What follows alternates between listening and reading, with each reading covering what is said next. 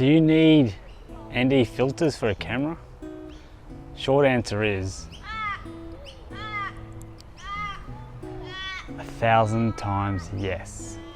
Slightly longer answer is, if you're thinking at all recording outside in sunlight and you want that cinematic look, well, the only way is to have the shutter speed double your frame rate.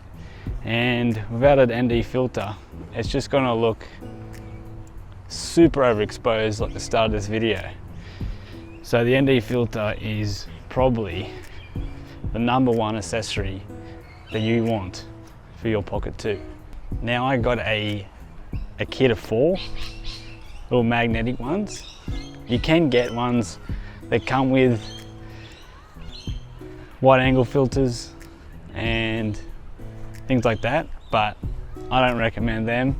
They're gonna affect your image, make it look a bit distorted, a bit weird, and you have to use the filters with those wide angle lenses.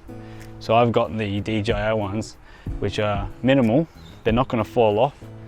You can packet your camera away with them on, and it's gonna look great.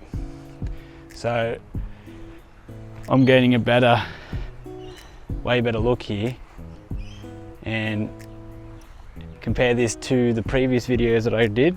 I didn't have the ND filters then, and see what you think. But yeah, go and get those ND filters, because if you're thinking about going out on a sunny day, then you want that good content, they're the way.